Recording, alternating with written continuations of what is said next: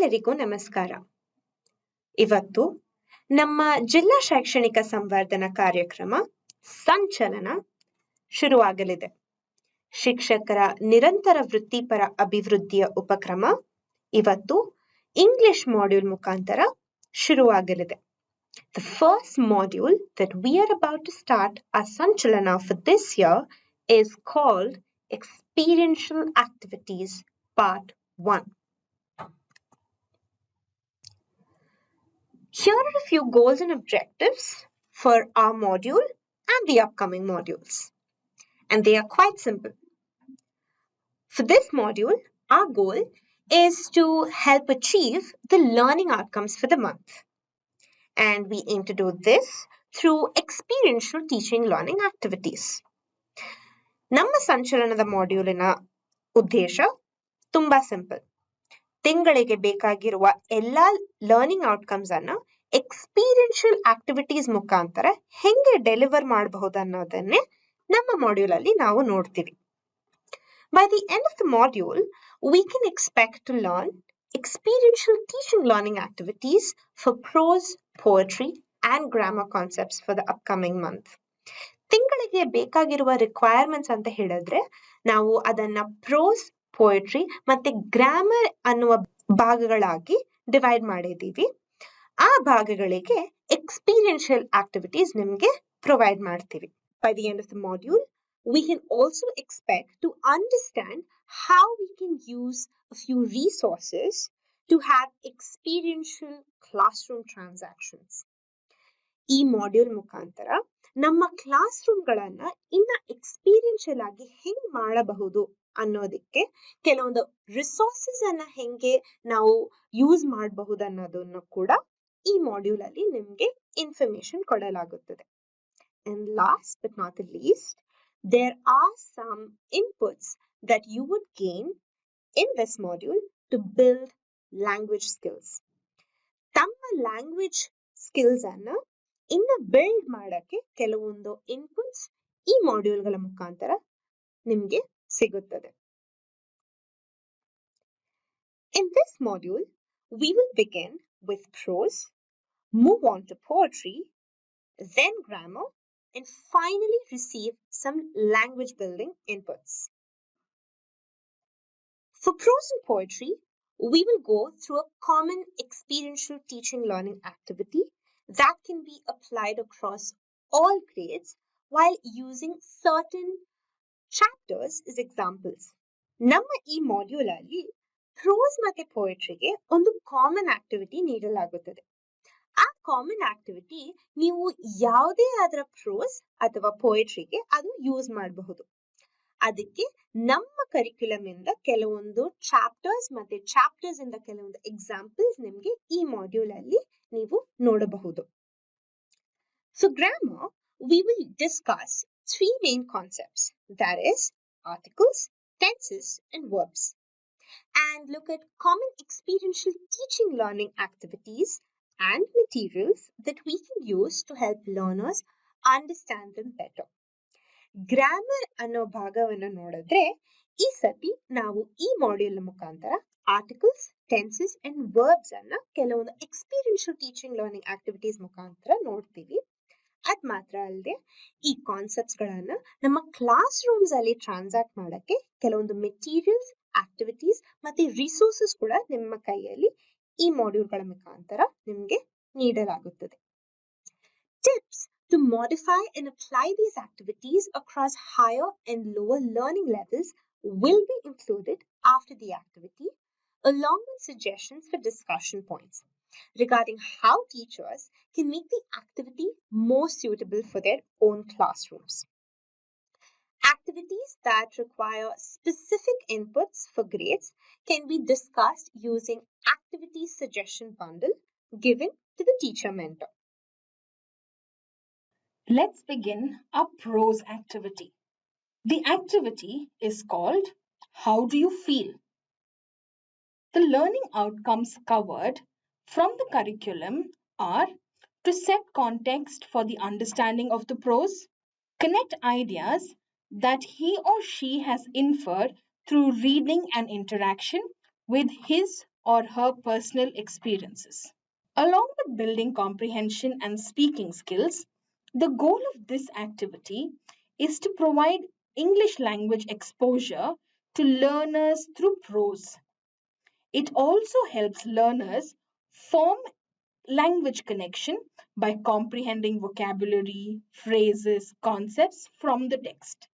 It also assists learners and helps them to practice making conversations in everyday life. Now, let's begin. First, prepare for this activity by picking out specific situations from the prose chapter you are about to teach. These can be situations that involve emotions or reactions from the character in the story. The situations can help you describe certain words or concepts to children, so choose them accordingly. Let's say in this chapter, The Naughty Onion, we want the children to understand the concepts of feeling tired, and also we want them to learn how to communicate this to the people around them. First, provide the situation to the learners and ask them to act it out. Here, the first step of language learning happens through exposure. Rehana, imagine you have gone to the market to pick up onions. After picking up lots of onions, you are walking back home with a heavy bag full of onions. Can you act this out for me? Yes, ma'am. Once they act it out, ask them how they feel. As the second step, here is where forming connections take place. How do you feel, Rehana? ನಿಮಗೆ ಹೇಗನಿಸುತ್ತಿದೆ? ಸುಸ್ತಾಗಿರುವೆ ma'am. Now, allow them to reply in their mother tongue. This helps them relate to the character.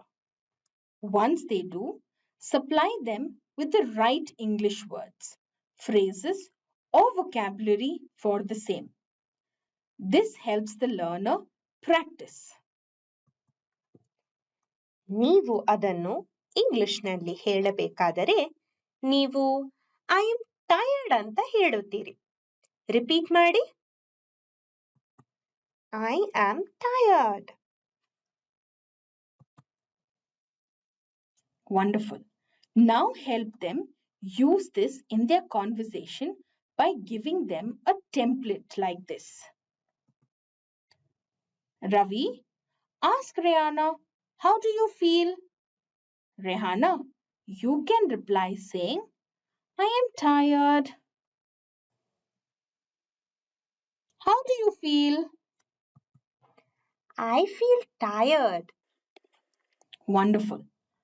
Now, as you begin reading the chapter out to the learners, you can help the learners form connections to their own emotions from the situation that was acted out to the situation of the character in the chapter.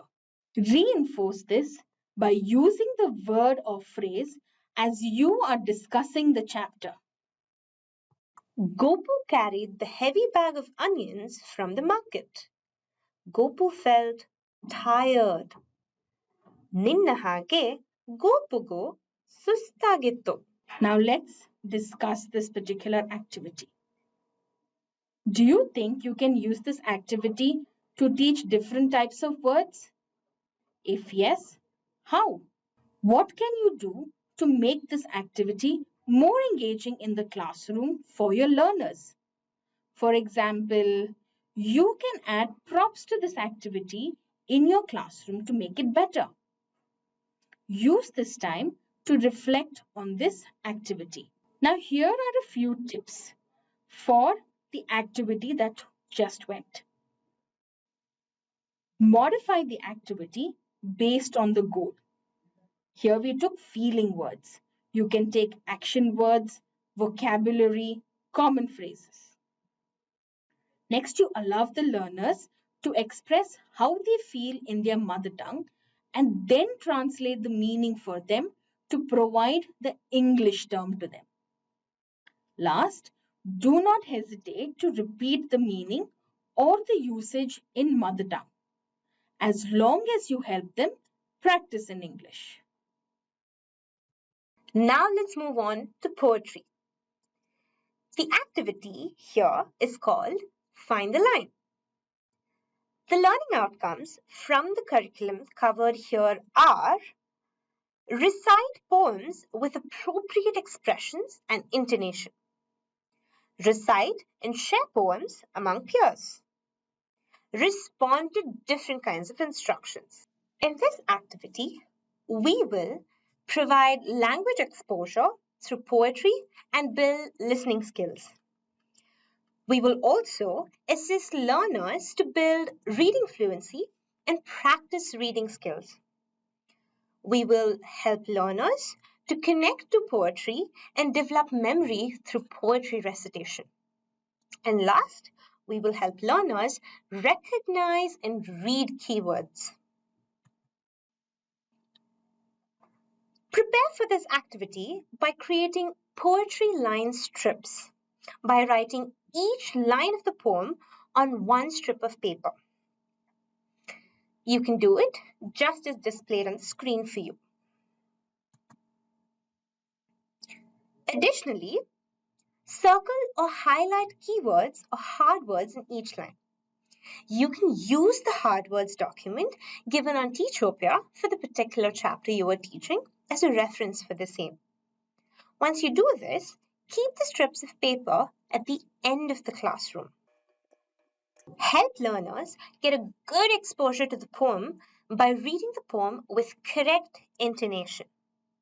To help with intonation, you can play the audiovisual reading of the poem found on Teachopia in your classroom, or use it as a reference to learn the right intonation before you read it in your class. Here is a sample of the audiovisual reading of the poem Tamarind for your reference. A poetry called Tamarind. Nobody knows where my tamarind stood, just by a winding lane. Each year it gave me fruit and shade and drew me to my home again. I love to sit beneath her shady boughs and rest up for a while, to gaze out upon the distant blue hills with laughter and a smile. And now that I'm back, I'm eager to find my tamarind again. I hasten down to that favorite spot. I search, but search in vain. Then I stop and I stare. I stand quite still. I listen to my heart. That magnificent tree that was my life has just been ripped apart. I turn to the hills, my eyes filled with tears. For sure, I've lost my soul.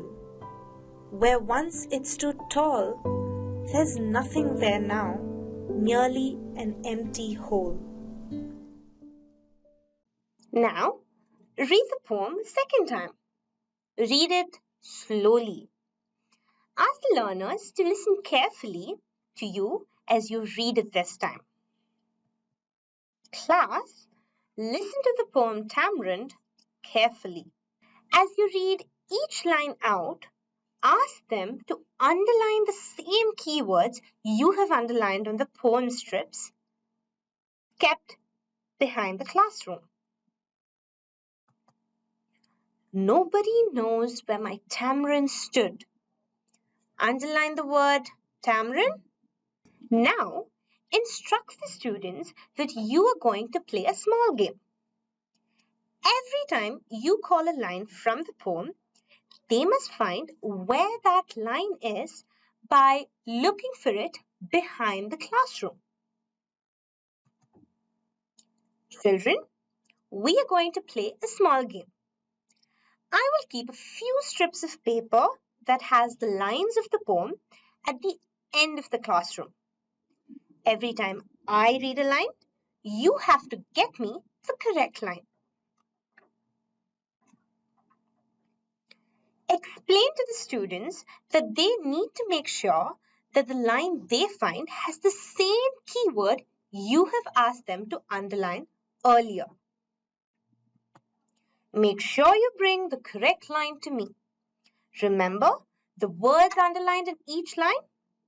Make sure each line you find has the same word as you have underlined in your book. Now call out one line at a time and ask them to find it by mentioning the keyword in that particular line. Give them the first line as an example if required. Let's practice with the first line. Nobody knows where my tamarind stood. Can you find it? Look for the line with the word tamarind underlined. Once a child has found the correct line, ask them to read it for the class. You can also assist them while they read or read the line and ask them to repeat if they are a slow learner. Ma'am, ನನಗೆ ಸಿಕ್ಕಿತು. Good work. Read the line you have found. ಅದನ್ನು ಓದಿ. Nobody knows where my tamarind stood. Do this for every line till a paragraph or the whole poem is complete. This also depends on what your reading or recitation goal is for the day. Once all the lines are found, have the learners stand in order and read out the lines one at a time. You can have other learners replace them in the line and follow the same pattern. Nobody knows where my tamarind stood. Just by a winding lane. Each year it gave me fruit and shade and drew Me to my home again. Now to discuss a few points based on our previous activity.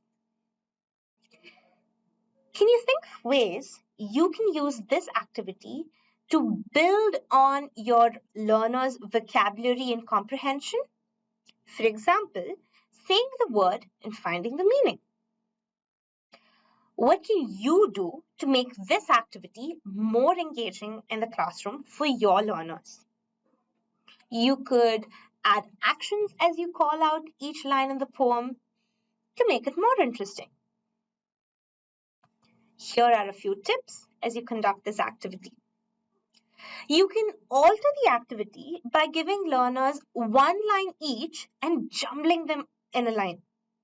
Then reading out the whole poem once and asking them to stand in order as you read.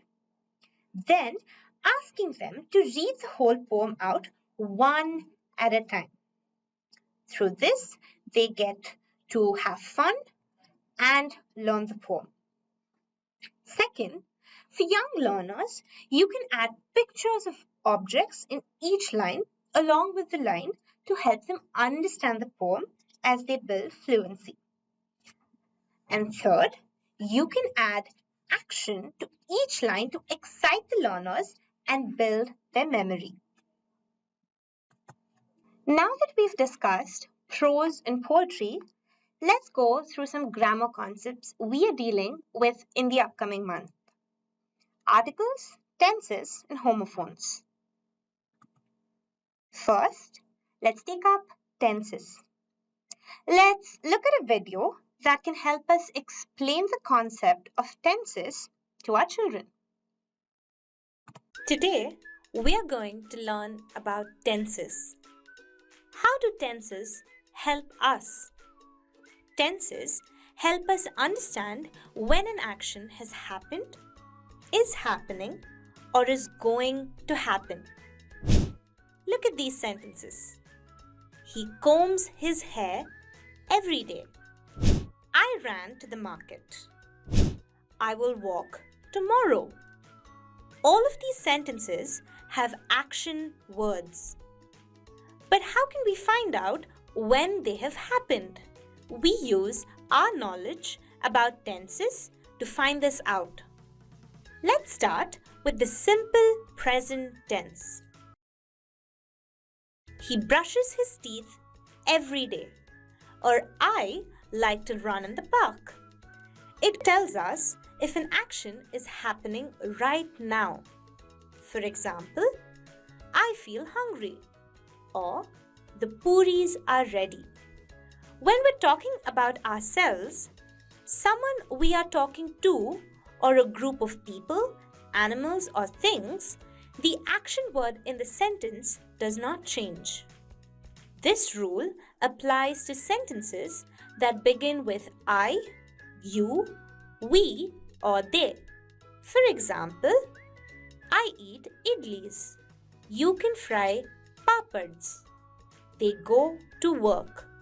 When we want to describe an action that another person, another animal, or another thing is doing, in the simple present tense, we need to change the verb by adding s, es, or ies at the end.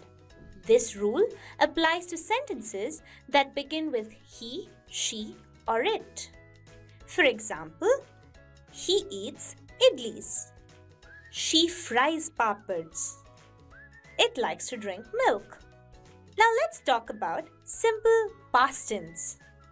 The simple past tense describes actions that have already happened. For example, they played cricket yesterday.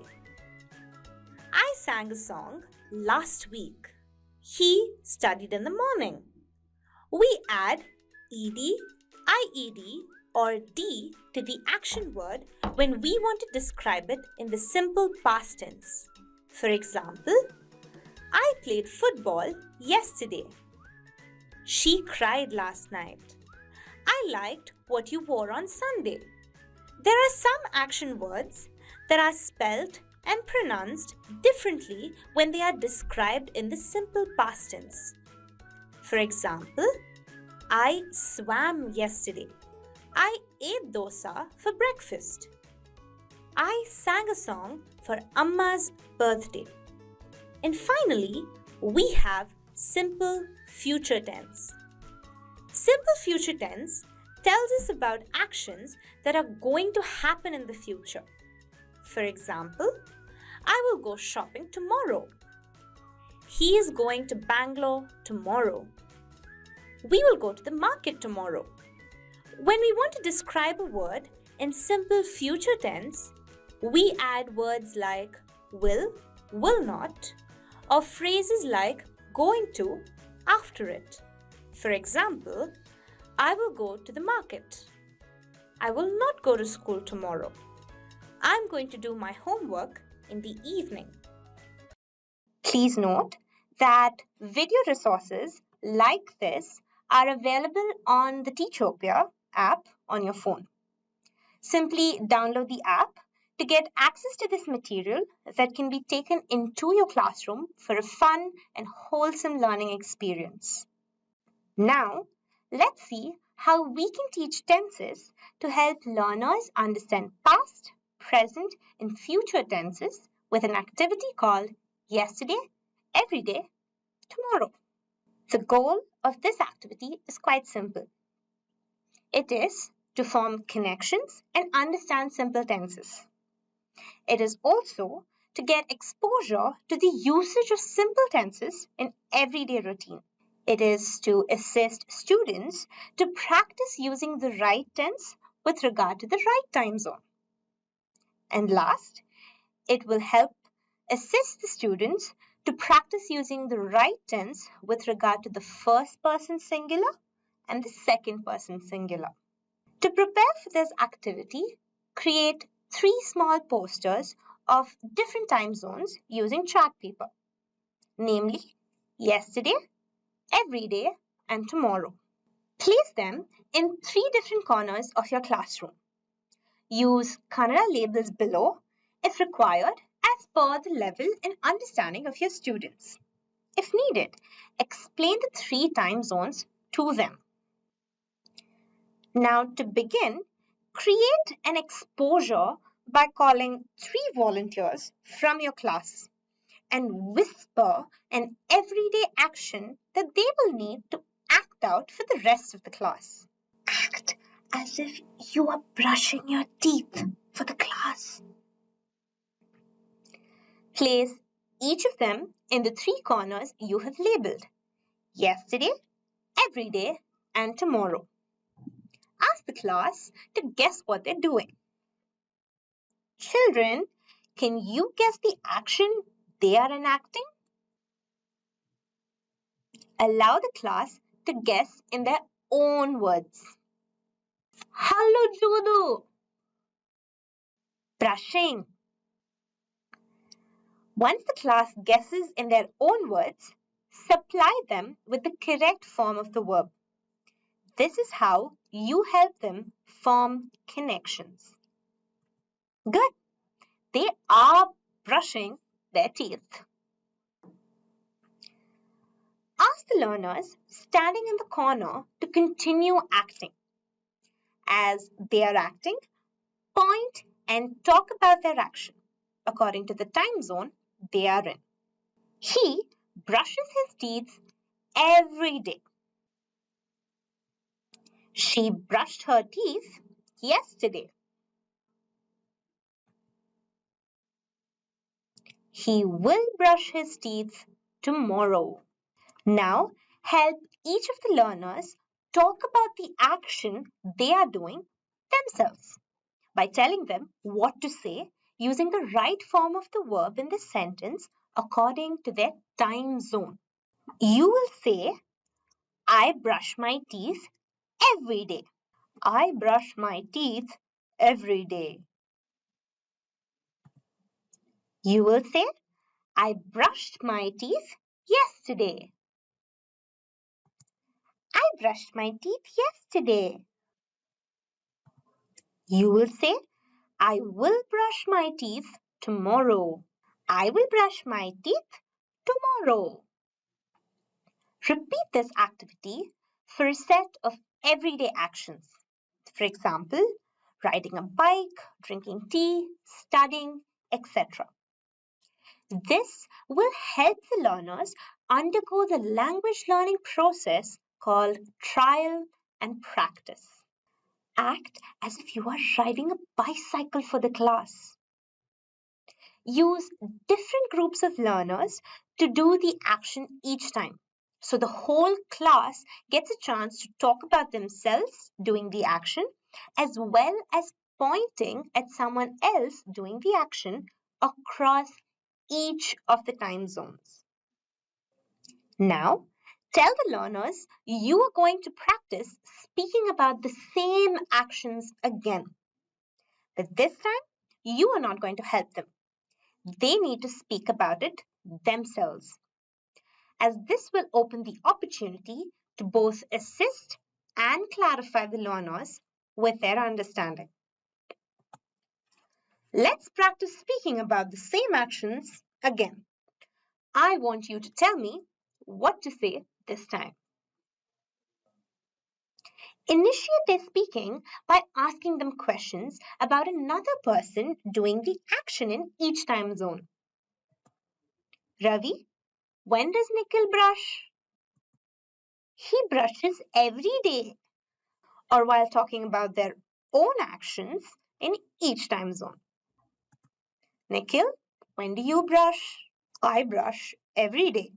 And now to the discussion points based on our previous activity. It was fun, wasn't it? I'm sure your learners in your classroom will have all the more fun doing this activity with one another. Here are a few discussion points. How can you modify this activity to teach learners how to modify verbs for each tenses by adding suffixes? Try and think about it, as this activity definitely has scope for more changes and additions, and you can help the learners have more fun and more interaction in different ways so they don't get bored. Second, what can you do to make this activity more engaging in the classroom for your learner? Maybe You could ask the learners to form a clock and run backwards or forwards, or remain stationary while making a statement about their own action. Here are a few tips to conduct this activity. You can change time zones depending on your learner level. For example, you could use last week, every week, next week, or last year, every year, next year. Anything that makes sense to your learners is applicable. Second, you can use flashcards to help learners understand how to use the appropriate suffixes according to the tense. How can we do this? We could ask the learners to stand in the past tense zone and hold a flashcard called ed and add to it the action words as they perform and learn. Or you could make learners stand in the present tense zone who can hold the card IES or S or ES and do the same. Third, you can help learners understand how to speak with the right tense using first person plural and third person plural by having a group of learners stand together in one of the corners. Fourth, for advanced learners, have them create a schedule about the actions they did in the previous week and the present week and what they plan to do in the weeks ahead. Now let's see how we can transact the grammar topic of articles. Let's look at a video that can help us explain the concept of articles to our children. Let's learn about articles. A, an, and the. Here are a few sentences. Let's read them together. This is a pencil. The pencil is broken. I ate an apple. We use the words a, an, and the before the nouns pencil and apple. But why? A, an, and the are words we use before some types of nouns. We use a before a singular noun that begins with a consonant. For example, a cat, a hat, a chair, a house. We can say, this is a cat. We put his bag on a chair. We use an before a singular noun that starts with a vowel. For example, an apple, an umbrella, an egg, an ice cube. For example, I am eating an apple, or I bought an umbrella. So, when do we use the word the? Let's read these sentences where the is used. The apples are really tasty. The teacher is in the classroom. We use the before a particular singular or plural noun. What does this mean? This means that when the person who is speaking and the person who is listening both know the noun that is spoken about, the is used before the noun. For example, I will give you the book, or where is the teacher? Here, both the speaker and listener of the sentence know which book and which teacher they are talking about. Here are more examples. Where is the cat? The teacher is in the class. My bag is in the classroom. So, let's review. We use a before a singular noun that begins with a consonant. We use an before a singular noun that starts with a vowel. We use the before a particular singular or plural noun like the teacher, the books, the chalk. Let's help learners understand the use of the articles a, an, and the through an activity called Articles Hopscotch. The goal of this activity is to help learners understand when articles are used, use the right articles for the corresponding letter or word, and understand how to use articles in a sentence. To prepare for the activity, you will need two sets of materials. One, flashcards with articles used along with the correct word. Now, flashcards that include images of the words would be more effective, especially for young learners. Let's see how to prepare this. A simple article mat that can be created with chalk on the floor by using paper stuck together. Now, each block should contain words or letters or images. Now, that depends on the teaching goal. Next, to begin, expose the learners to the usage of articles by displaying the word cards to them and reading them along with the entire class. Children, let's read these words together.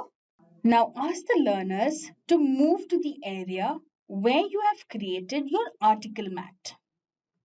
Children, come and stand around this mat on the floor. Instruct the learners to walk across the mat, one block at a time. Now, as they stand in each block, use the correct article to read out the word in the box and ask them to repeat it. Stress on the article as you call out the words. A lime, A lime, an orange, an orange, the nets. the net, After a few rounds, have learners walk across their mat on their own and do this all by themselves. a tail, Now, here are a few discussion points based on the previous activity. One is to think of ways you can modify the article mat to teach different points about articles. For example, which articles go with consonants versus vowels? Second, what you can do to make this activity more engaging in the classroom for your learners is you can add objects to the mat and ask them to call out the right article as they go. Here are a few tips. You can play a game with them where a dice is rolled, or you call out the number of the box from the start line. They will jump over to the box and mention the article along with the word. jump to box number 4, a lime, You can also use letters within the mat and supply learners with the right article to use for the corresponding letter. It can be either a consonant or a vowel. Next, you can also print and use images by arranging them as a mat. With older learners, help them build sentences with articles where the article the can be used after mentioning the object in the previous sentence, along with an adjective or a verb. this is a teddy bear. The teddy bear is cute. Now, let's learn a little bit about transacting homophones. Let's look at a video that can help us explain the concept of homophones to our children. Hello, and welcome to our exciting journey into the world of words. Today, we will learn about homophones through some fun examples. Are you ready? Let's get started. First, let's understand what homophones are. Homophones are words that sound the same but have different meanings and spellings. To help you understand better, let's look at some examples. Meet Indra and Indra. Can you tell the difference between these two names? Though they sound similar, they have different meanings and spellings. Indra is a boy's name, while Indra is a girl's name. This is an example of homophones. Now, let's explore the words flower and flower. While they may sound the same, they have different meanings. A flower is a beautiful part of a plant, and flour is a fine powder used for making chapatis. Can you think of any sentences using these words? She received a beautiful flower bouquet on her birthday. Amma used the wheat flour to make rotis. Now, let's look at the words sun and sun. The sun is the bright shining star in our sky, giving us light and warmth. On the other hand, a son is a male child. These words sound the same, but they have different meanings. Can you think of a sentence using both words? The sun shines brightly in the sky during the day. My teacher's son loves playing with his friends all day. Let's look at the words bear and bear. A bear is a large animal found in the wild, while bear means without covering or clothing. These words sound the same, but they have different meanings and spellings.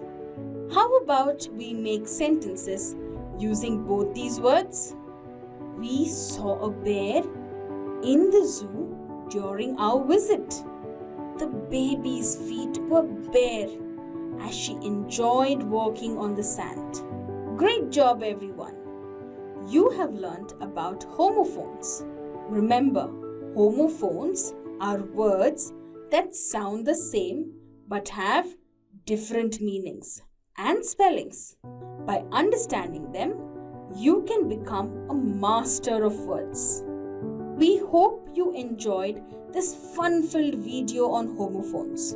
Thank you for joining us today. How can we help learners understand the concept of homophones through an activity? Let's take a look at an activity called Sound Alike Clap.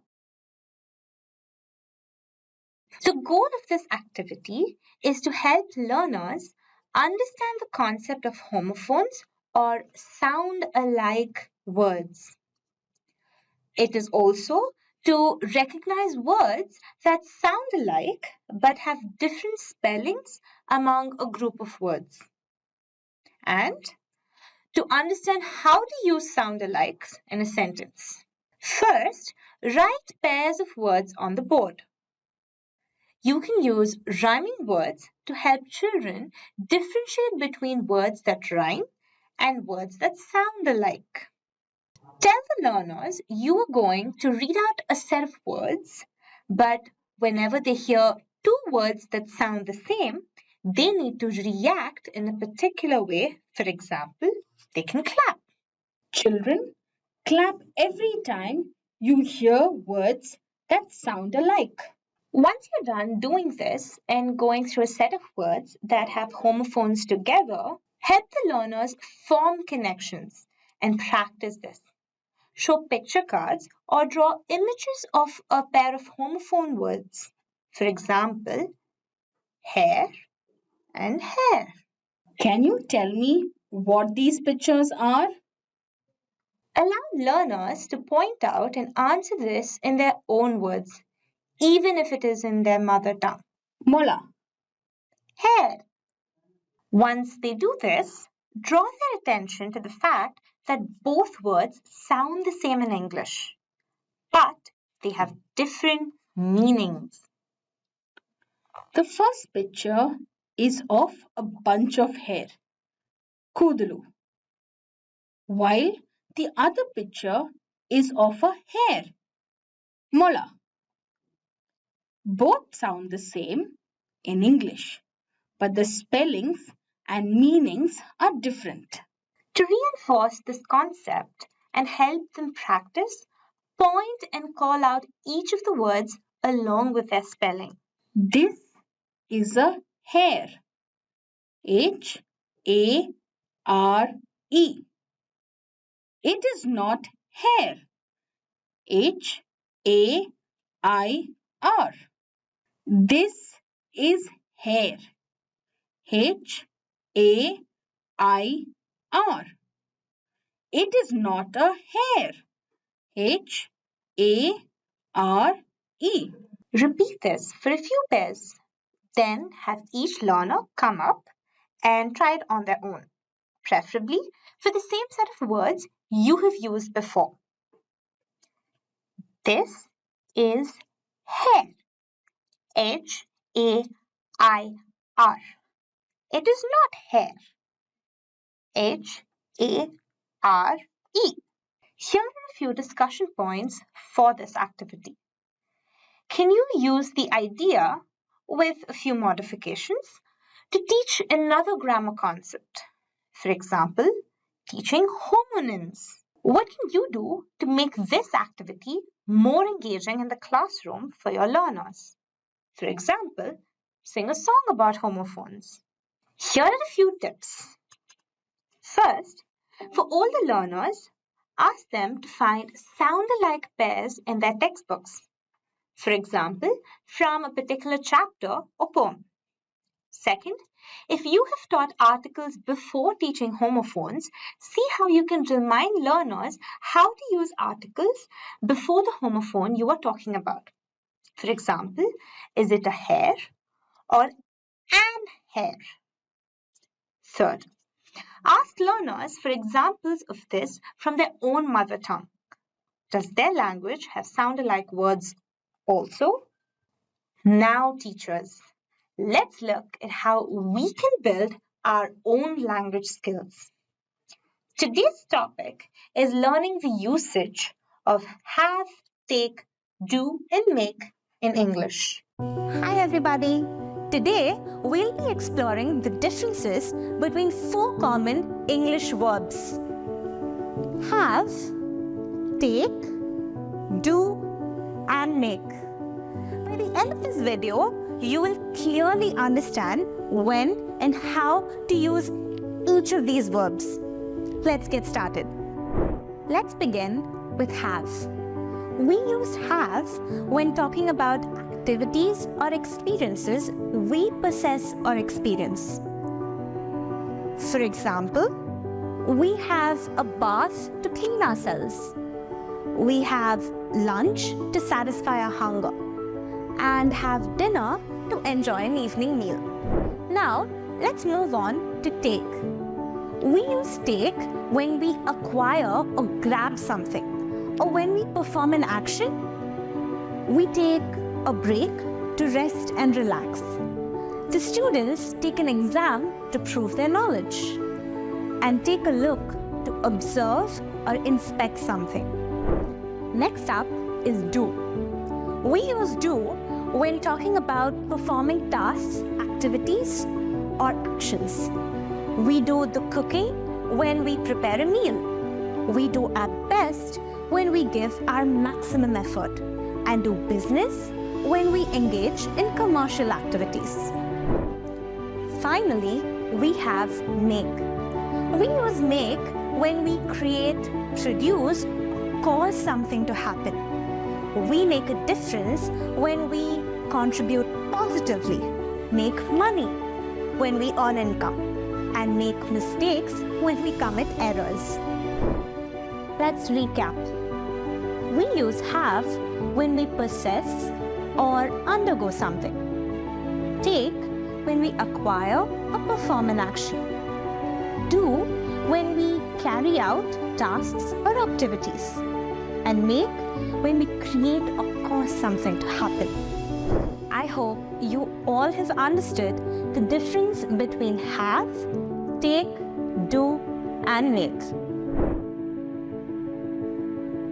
Remember, practice is a key to mastering these verbs, so make sure to use them in your everyday conversation. Now that we've come to the end of our module, let's try and see where we can find the resources we've been talking about to you all throughout our module. You will find it on our app, Teachopia. Once you download the app and open it, it will show you a home page. And once this screen appears on your mobile phones, you can click on the content button right below. The content will lead you to two kinds of content: curricular content and other content. You can choose the grade that you want to prepare on. Once you do so, it will open to the various subjects that are available: math, EVS, and English for 4th grade. When we choose English, we're going to get a list of chapters available for the subject and the grade. Once you choose your grade and your language and the chapter that you require, you will be given a list of resources like concept guide and lesson plans, which are both available in English and Kannada, and the newest edition called audio visual resources. This is what we've been telling you all throughout our module. These resources will lead you to 3 kinds of audio-visual files, which are hard words, poetry recitation, and story reading. Clicking on those will lead you to videos that you can use in your classroom to explain hard words, to have their right kind of pronunciation. You can also use them to recite a poem with the right kind of intonation, and had the story read out for the children in the form of a video. Thank you very much for your patience, and we hope you all had a lovely learning experience. You can wait for more of these in the upcoming months. Thank you.